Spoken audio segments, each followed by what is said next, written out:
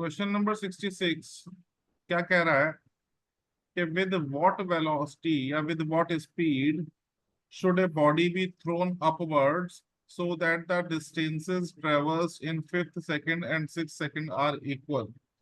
कितनी स्पीड से किसी बॉडी को फेंका जाना चाहिए कि वो पांचवें सेकंड में जो दूरी तय करेगी और छठे सेकंड में जो दूरी तय करेगी उनकी वैल्यू बराबर हो। मतलब बॉडी चल रही है, 1 second, 2 second, 3 second, 4 second, 5 second, 6 second, 7 second, 8 second. तो पांचवें सेकंड में सपोज चली एक्स मीटर, तो छठे में भी एक्स ही चले। पांचवे में चली वाई, तो छठे में भी वाई चले, है ना। पांचवे में चली पी, तो छठे में भी पी चले। मतलब पांचवे और छठे सेकंड में जो विस्थापन होगा, जो दूरी तय होगी, जो डिस्टेंस ट्रेवल होगा, वो बराबर होना चाहिए। अच्छा, अब ये बड़ा इंटरेस्टिंग क्वेश्चन है अगर ध्यान दें तो। कैसे? कि भैया जब हम ऊपर फेंकेंगे किसी बॉडी को तो ग्रेविटी लगेगी। ग्रेविटी उसका मोशन रोकने की कोशिश करेगी। मतलब एक तरह से रिटार्डेशन लगेगा, डिसेलरेशन लगेगा, मंदन लगेगा, वेलोसिटी कम होती चली जाएगी। मतलब एक्सीलरेशन लग रहा है, वेलोसिटी बदल रही है।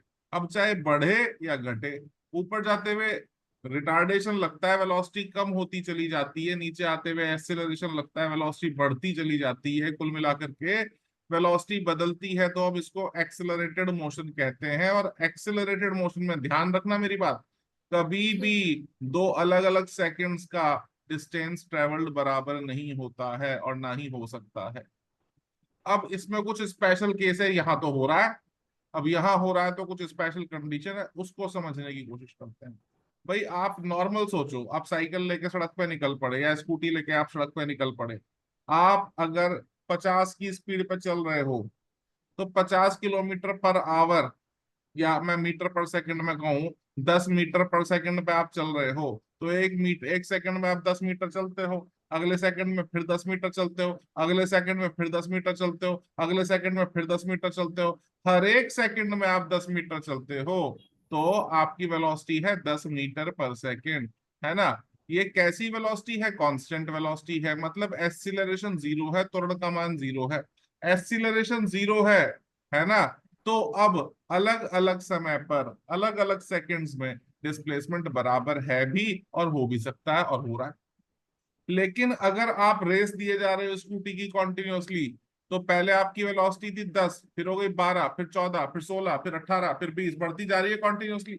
और बढ़ती जा रही है तो पहले 1 सेकंड में आपने ट्रेवल किया 10 मीटर, अगले सेकंड में 12, अगले सेकंड में 14, अगले सेकंड में 16, अगले सेकंड में 18, अगले सेकंड में 20। वेलोसिटी बढ़ती जा रही है तो दूरी भी बढ़ती जा रही है। जब वेलोसिटी बढ़ रही है मतलब एक्सीलरेशन है, और एक्सीलरेशन है तो दूरी भी तो बढ़ रही है। पहले सेकंड में आपने चला 10 मीटर, अगले सेकंड में 12, अगले सेकंड में 14, अगले सेकंड में 16। तो हर बार न्यू टाइम इंटरवल में जो डिस्टेंस आप ट्रेवल कर रहे हैं उसकी वैल्यू बढ़ती जा रही है। अच्छा, इसकी बजाय अगर रिटार्डेशन होता, आप चल रहे होते 20 की स्पीड पे, 20 मीटर पर सेकंड, आपने ब्रेक लगाए, तो वेलोसिटी घटनी शुरू हो गई। एक्सीलरेशन नेगेटिव है, रिटार्डेशन है, डिसेलरेशन है, मंदन है, कुछ भी कह सकते हो। 20 से आपकी वेलोसिटी पहले 18 हुई, 16 हुई, 14 हुई, 12 हुई, 10 हुई, 8 हुई, 6 हुई, 4 हुई, इस तरह से घटती जा रही है। तो अब पहले सेकंड में आपने चला 20 मीटर, अगले में 18, अगले में 16, अगले में 14, अगले में 12, अगले में 10। समझ रहे हो कहानी को?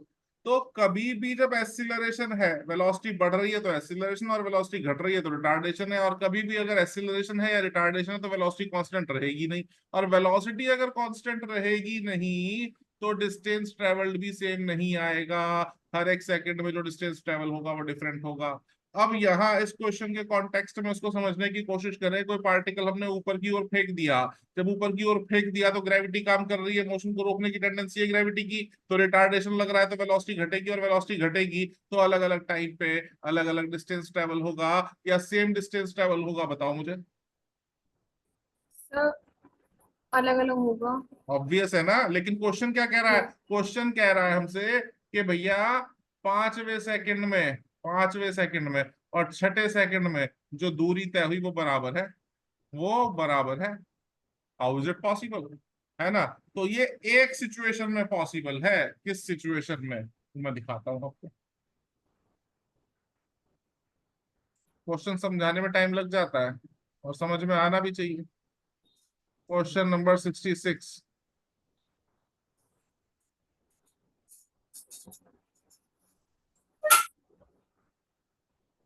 ठीक है,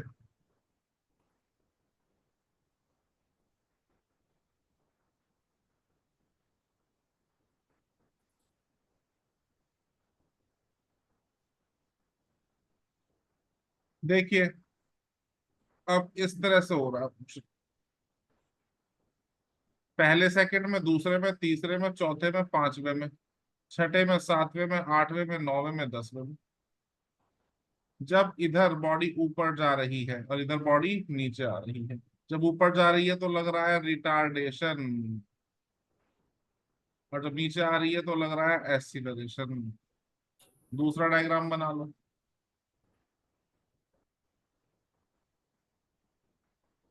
ये ग्राउंड है।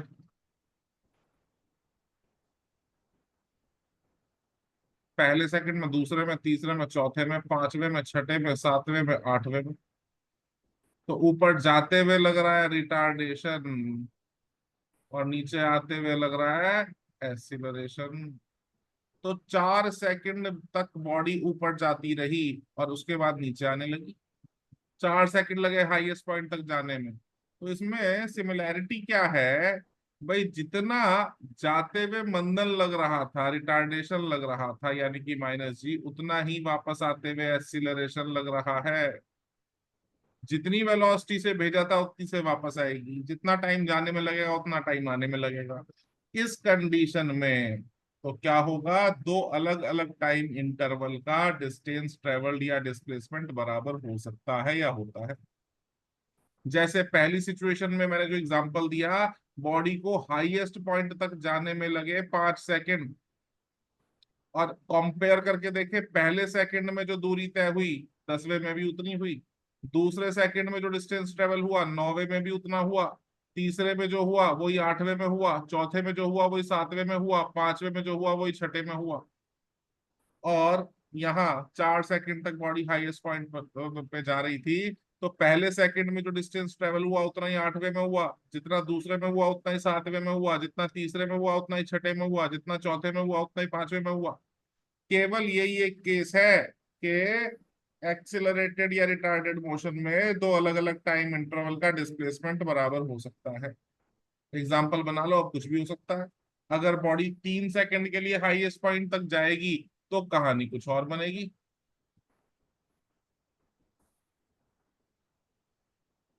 1 2 3, पहले सेकंड, दूसरा सेकंड, तीसरा सेकंड, चौथा, पांचवा, छठा।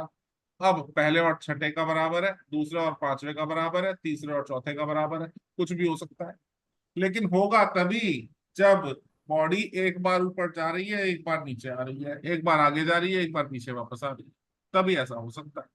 तो ये सिचुएशन समझ में आनी चाहिए थी, ये समझाने के लिए मुझे इतना टाइम लगा। अब अगर समझ में आ गई है तो सिचुएशन साफ है।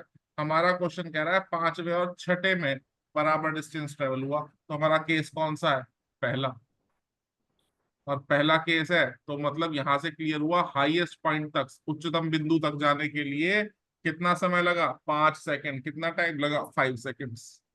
अब 5 सेकंड में हाईएस्ट पॉइंट पे अगर बॉडी जा रही है तो हम यहाँ से इनिशियल वेलोसिटी निकाल सकते हैं जो हमसे पूछी गई है। क्या, v is equal to u minus g t लगा सकते हैं। हाईएस्ट पॉइंट पर वेलोसिटी 0 होती है, इनिशियल वेलोसिटी निकालनी है। g की वैल्यू 9.8 या 10, आप कुछ भी ले सकते हैं। t की वैल्यू 5 है। तो ये हो गया जी, v is equal to u -9.8 × 5। v की वैल्यू 0 है तो हम लिखेंगे 0 is equal to u minus, ये कितना हो जाएगा आपका 49, और u की वैल्यू हो गई 49 मीटर पर सेकेंड। हमारे क्वेश्चन के अकॉर्डिंग क्या आंसर है। बात समझ में आई बेटा। जी। आंसर चेक कर लेते हैं। सेकंड ऑप्शन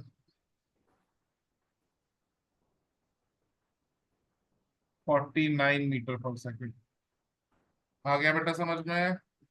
जी। चलिए आगे चलते हैं, नेक्स्ट क्वेश्चन देखते हैं भाई।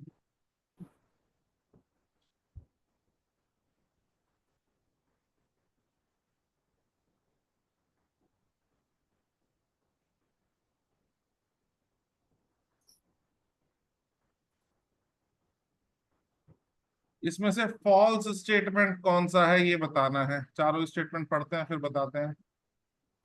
ठीक है, फॉल्स गलत कौन सा है, चारों पढ़ेंगे समझेंगे। A body can have zero velocity and still be accelerated. Body की वेलोसिटी तो जीरो है लेकिन उस पर एक्सिलरेशन लग रहा है। वेग शून्य है पर त्वरण काम कर रहा है। क्या ये सही है या गलत है, आप बताइए। चलो गलत छोड़ो, है। गलत है। चलो, ये सही बात है बेटा, ऐसा होता है। जब हम किसी बॉडी को, किसी पार्टिकल को ऊपर की तरफ फेंकते हैं और वो पार्टिकल हाईएस्ट पॉइंट पर पहुंच जाता है तो हाईएस्ट पॉइंट पर वेलोसिटी जीरो हो जाती है। लेकिन जब वो हाईएस्ट पॉइंट पर है तब भी उस पर ग्रेविटी तो काम करती रहती है। ग्रेविटी मतलब एक्सेलरेशन का तो लगता रहता है, एक्सेलरेशन ड्यू टू ग्रेविटी। तो वेलोसिटी जीरो है। जब बॉडी को ऊपर फेंका तो हाईएस्ट पॉइंट पर वेलोसिटी तो जीरो है लेकिन एक्सेलरेशन अब भी लग रहा। तो ये स्टेटमेंट सही है, ये स्टेटमेंट ट्रू है। हमें क्या बताना है, फॉल्स। तो ये हमारा आंसर नहीं है। नेक्स्ट पढ़ते हैं। A body can have constant velocity and still having variable speed. Velocity उसकी कांस्टेंट है लेकिन स्पीड वेरिएबल है। ऐसा कभी नहीं हो सकता, क्योंकि अगर स्पीड बदलेगी, वेलोसिटी एक वेक्टर क्वांटिटी है ना।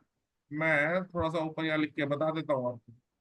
वेलोसिटी जो है वो एक वेक्टर क्वांटिटी है जिसमें दो चीजें होती हैं, मैग्नीट्यूड और डायरेक्शन।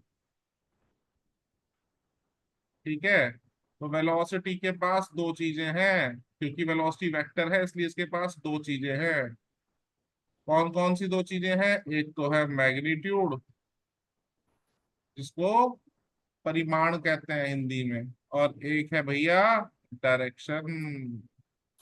मैग्नीट्यूड कोई हम कह सकते हैं क्या, मैग्नीट्यूड को हम क्या कह सकते हैं, स्पीड। मैग्नीट्यूड ऑफ वेलोसिटी तो स्पीड होती है।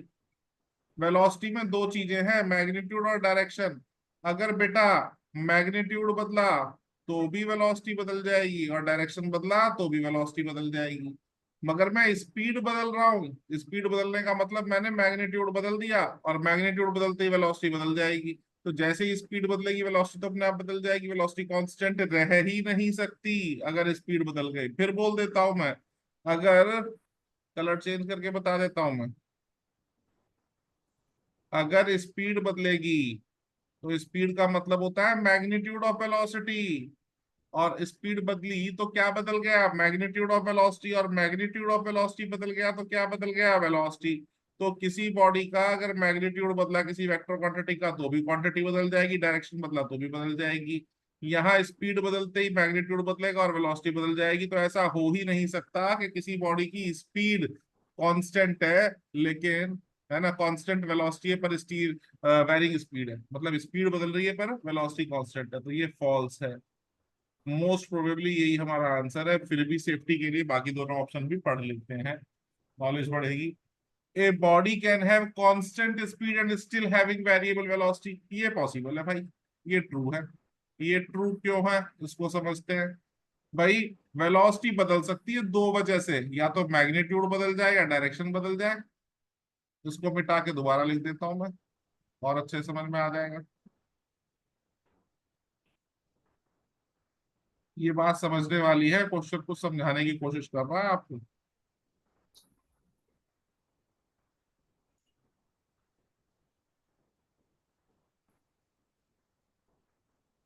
वेक्टर बनता है दो चीजों को मिला के, एक मैग्नीट्यूड और एक डायरेक्शन। ये बदला तो भी वेक्टर बदल जाएगा, और डायरेक्शन बदला तो भी बदल जाएगा, मैग्नीट्यूड बदला तो भी बदल जाएगा, डायरेक्शन बदला तो भी बदल जाएगा। अब ये कह रहे हैं कांस्टेंट स्पीड और वेलोसिटी वेक्टर के केस में या वेलोसिटी के केस में भी दो चीजें होती हैं।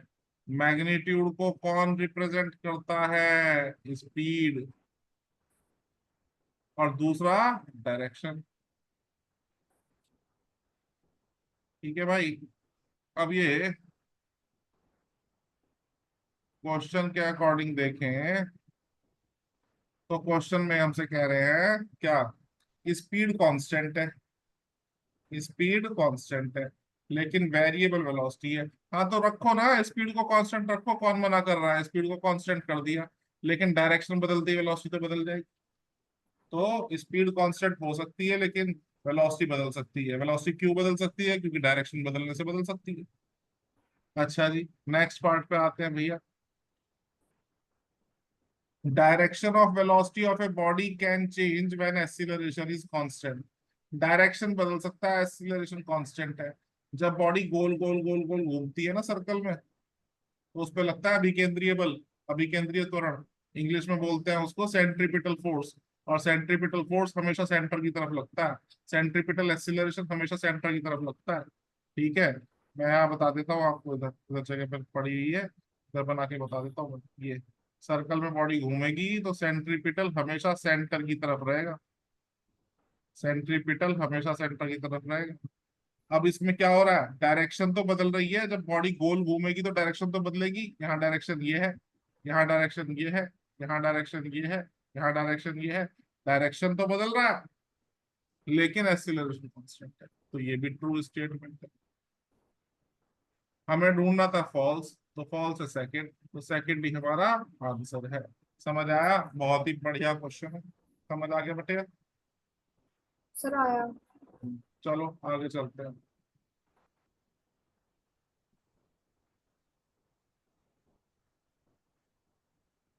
सिंपल क्वेश्चन, क्वेश्चन नंबर 68, देखते हैं क्या कह रहा है। ए बॉडी इज ड्रॉप्ड, और कई बार बता चुका हूं आपको, ड्रॉप के केस में क्या होगा? Equal to 0।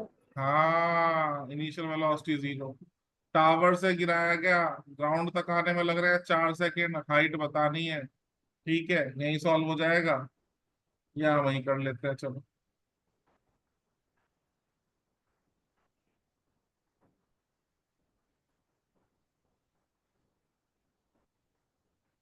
हम्म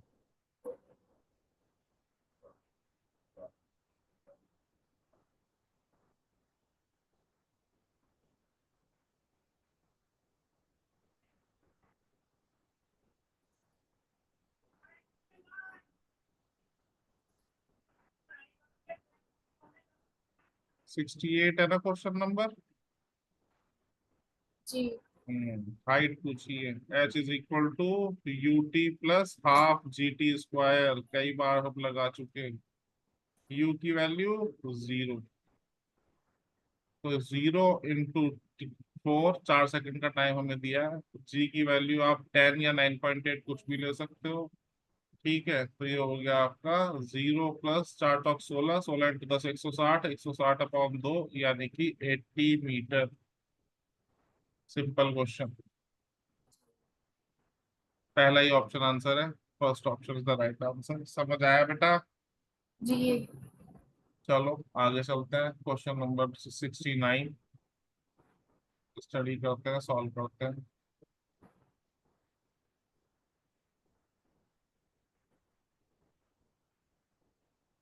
बहुत ही बढ़िया क्वेश्चन। पार्टिकल को ड्रॉप किया गया, ड्रॉप का मतलब यू जीरो, किसी हाइट से गिराया गया, successive distance of 1 kilometre. One कह दे, एच कह दे, डी कह दे, कोई फर्क नहीं पड़ता। ठीक है, सक्सेसिव डिस्टेंस है जिसको ट्रेवल करने में टाइम लग रहा है, सक्सेसिव मतलब लगातार, है ना? उसको ट्रेवल करने में टाइम कितना कितना लगेगा। बहुत ही बढ़िया क्वेश्चन, बताते हैं उसको, समझिएगा।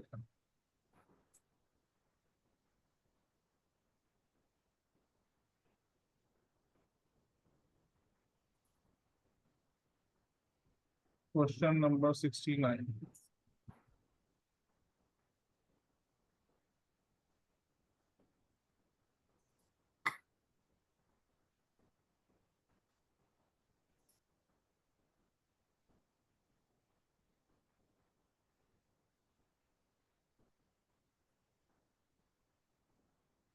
ऊपर से यहां से हमने गिरा दिया किसी पार्टिकल को, इनिशियल वेलोसिटी जीरो ड्रॉप कर दिया, तो इसकी इनिशियल वेलोसिटी जीरो हो गई।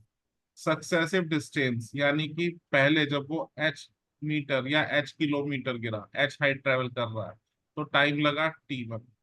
फिर एच ट्रेवल करने में टाइम लगा T2। फिर एच ट्रेवल करने में टाइम लगा T3। सक्सेसिव मतलब लगातार। तो इनका रेशो क्या होगा? T1, T2 और T3 का रेशो कितना होगा? ए से बी, बी से सी और सी से डी जानेंगे, रेशो पूछा है। तो भैया सारे टाइम निकालने पड़ेंगे, जब सारे टाइम निकल जाएंगे तभी रेशो निकलेगा। थोड़ा लेंदी है, अच्छा क्वेश्चन है, समझिए। पहले हम ए से बी तक का मोशन स्टडी करेंगे और T1 की वैल्यू निकालेंगे। यू तो जीरो है, तो ज्यादा स्ट्रेस लेने की जरूरत नहीं है। H is equal to half g t square लगा देंगे और टी की जगह भी हम क्या रखेंगे? T1। तो यहाँ से T1 की वैल्यू निकल के आ गई √2h/g। इतनी बात समझ आई बेटा? जी। अच्छा, अब बी से सी का मोशन हम स्टडी नहीं कर सकते। क्यों नहीं स्टडी कर सकते? Because we do not know velocity at point B. B point पर हमें वेलोसिटी नहीं पता है, और जब तक वेलोसिटी नहीं पता हम सॉल्व कैसे करें? तो फिर क्या करें? फिर हम स्टडी करेंगे ए से सी तक का मोशन। जब ए से सी तक का मोशन स्टडी कर रहे हैं, तो जो डिस्टेंस ट्रेवल किया वो बदल जाएगा भाई, वो बदल जाएगा। ये ए से सी तक की जब हम बात कर रहे हैं, तो ए से बी एच ट्रेवल किया और बी से सी एच ट्रेवल किया, तो टोटल कितना लगा? 2h। ये इक्वेशन बदल जाएगी। ए से बी टाइम T1 लगा और यहाँ T2 लगा, तो टोटल टाइम कितना लगा? T1 plus T2। इसलिए इक्वेशन डिफरेंट बनेगी। इक्वेशन यहाँ पर बनेगी H plus h is equal to half g T1 plus T2 का होल स्क्वायर। यू जीरो है, इसलिए मैंने यूटी को नहीं लिखा बेटा। अब इसको सॉल्व करें और T2 की वैल्यू निकालें। तो करते हैं भाई, H प्लस एच हो गया 2h और ये हो गया half g T1 plus T2 का होल स्क्वायर। करते हैं भैया इसको सॉल्व। तो ये हो गया T1 प्लस T2 का whole square is equal to √4h/g। Under root नहीं लगा रहे भी क्योंकि स्क्वायर नहीं हटाया मैंने। हम लिखेंगे T1 plus T2 is equal to √4h/g। या मुझे चाहिए T1, T1 निकाल चुका, T2 चाहिए, तो T2 की वैल्यू हो जाएगी √4h/g माइनस T1। अच्छा, जिसको मैं लिख सकता हूँ √4h/g। T1 की वैल्यू मैंने ऊपर निकाली थी, जो कि है √2h/g। बढ़िया क्वेश्चन है, ध्यान नहीं दोगे तो समझ में नहीं आएगा, इसके ध्यान से समझना। लो, मीटिंग का टाइम भी हो गया, कोई बात नहीं है, क्वेश्चन तो हो ही जाएगा।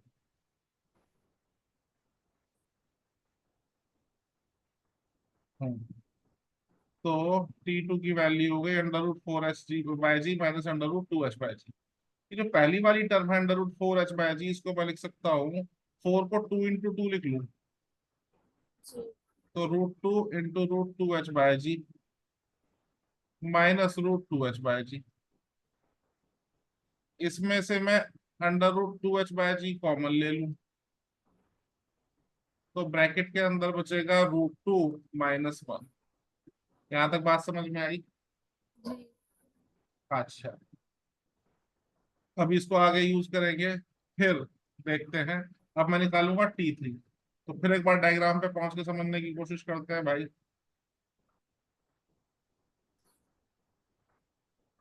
अब ये T3 मुझे चाहिए, तो फिर वही जी। मेरे साथ कलेश, सी से डी तक का मोशन मैं स्टडी नहीं कर सकता। क्यों नहीं कर सकता? क्योंकि सी पॉइंट पे वेलोसिटी मुझे नहीं पता।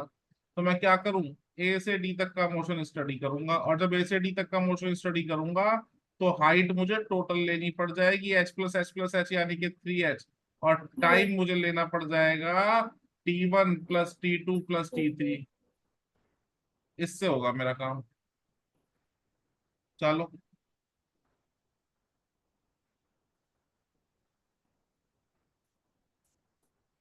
तो ए से डी तक का मोशन मैं स्टडी करता हूं, तो इक्वेशन बनेगी H is equal to half g T1 plus T2 plus T3। ये हो गया 3H half g T1 plus T2 plus T3 का square, T1 plus T2 plus T3 का square is equal to 6H/G। और दोनों तरफ square root ले लें, तो ये हो जाएगा T1 plus T2 plus T3 is equal to √6H/G।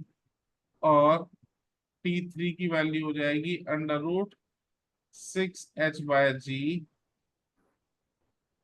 Minus T1 plus T2। T1 plus T2 की अलग अलग वैल्यू भी रख सकते हैं, और एक साथ अब निकाल चुके हैं वो भी रख सकते हैं। तो ये वैल्यू हो जाएगी मेरी, मैं निकाली थी थोड़ी देर पहले, √4H/G। तो ये हो गया √6H/G माइनस √4H/G, जिसको मैं सिंप्लीफाई करके 6 को लिख सकता हूँ बेटा 2 × 3, और 4 को लिख सकता हूँ 2 × 2। तो ये हो गया मेरा √3 इंटू √2H/G, और ये हो गया √2 इंटू √2H/G। अच्छा जी, तो ये T3 की वैल्यू, इसमें से √2H/G कॉमन ले लिया, और ब्रैकेट के अंदर बचा √3 पहली वाली टर्म से और √2 दूसरे वाली टर्म से। ये आ गया भाई T3। अब मुझे चाहिए रेशो। वीडियो देख लेना दोबारा से, तो वैल्यूज दिख जाएंगी, मैं डायरेक्ट लिख देता हूँ। जी T1 आ रहा है बेटा √2H/G, T2 आ रहा है हमारा √2 - 1 √2H/G, और T3 आ रहा है हमारा √3 -√2 √2H/G। राइट। जब मैं इनका रेशो निकालूंगा, तो एक कॉमा हटा के मैं यहाँ प्रोपोर्शन का साइन लगा देता हूँ, क्योंकि रेशो चाहिए मुझे तो। और जब रेशो निकालूंगा तो √2H/G तीनों जगह कैंसिल हो जाएगा, कट जाएगा।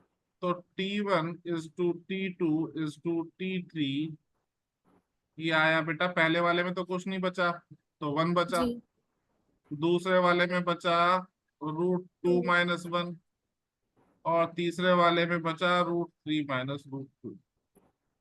इसको मैं सिंप्लीफाई करके लिखूं तो लिख सकता हूँ √1 √2 -√1। भाई 1 को 1 का अंडर रूट भी लिख सकते हैं, और 1 का स्क्वायर भी लिख सकते हैं। याद जी करने में आसानी रहे, देखने में समझ में आने में इजी रहे, इसलिए मैंने 1 की जगह √1 लिख दिया। और आगे √3 -√2। और इसी तरह से आगे चलाना चाहते हो तो समझदार हो, ये बन जाएगा क्या, √4 -√3। और आगे का चाहिए तो √5 = √4, √5 -√4। कहीं तक भी चलाते रहो। तो किस रेशो में टाइम आता है? बराबर दूरी तय करने में टाइम बराबर नहीं लगेगा, क्योंकि एक्सेलरेटेड मोशन है।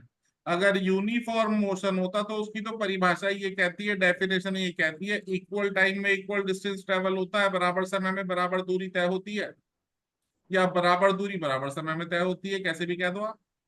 लेकिन यहाँ पर एक्सेलरेटेड मोशन है, या सब्जी भाजी वाली कैलकुलेशन काम नहीं करेगी कि आलू 10 रुपए किलो तो आधी किलो 5 रुपए के, यहाँ ऐसा नहीं होता। जी यहाँ एक्सेलरेटेड मोशन है, यहाँ सिंपल कैलकुलेशन काम नहीं करती। यहाँ इक्वल टाइम में इक्वल डिस्टेंस ट्रेवल नहीं होता। तो दो तरह के क्वेश्चन पूछे जाते हैं कि बराबर दूरी तय करने में समय का अनुपात इक्वल डिस्टेंस ट्रेवल करने में टाइम का रेशो क्या होगा, या इक्वल टाइम में जो डिस्टेंस ट्रेवल होगा उसका रेशो क्या होगा। यहाँ दूरी और समय बराबर नहीं है, इसलिए अनुपात जी 1:1:1 नहीं आता। यूनिफॉर्म मोशन में 1:1:1 आता है। भाई जितना समय, जिस अनुपात में समय उसी अनुपात में दूरी चलेगी, जिस रेशो में टाइम उसी रेशो में डिस्टेंस चलेगा। कब, यूनिफॉर्म मोशन में। यहाँ ऐसा नहीं होगा, क्योंकि यहाँ यूनिफॉर्म मोशन नहीं है, यहाँ एक्सिलरेटेड जी मोशन है। तो यहाँ टाइम अगर इक्वल कर दोगे तो डिस्टेंस का रेशो कुछ और आएगा, और डिस्टेंस इक्वल कर दोगे तो टाइम का रेशो कुछ और आएगा। ये जो हमारा क्वेश्चन है, इस क्वेश्चन में डिस्टेंस इक्वल कर दिया, तो बराबर जी दूरी तय करने में समय का अनुपात क्या आता है, टाइम का रेशो क्या आता है।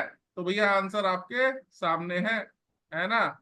बराबर दूरी तय करने में, अब वो h किलोमीटर है, d किलोमीटर है, 1 किलोमीटर है, 100 किलोमीटर है, कुछ भी हो सकता है, रेशो ये आएगा जो मैंने सामने लिखा है, रेड पेन से बॉक्स में बंद कर दिया मैंने। ये बात समझ में आई। सर, कम आई है लेकिन वीडियो हाँ देखकर सही हो हाँ, जाएगा। रिवाइज कर लेना, क्लियर हो जाएगी, है ना। चलो जी ठीक है, और कोई डाउट हो तो बताओ। सर नहीं।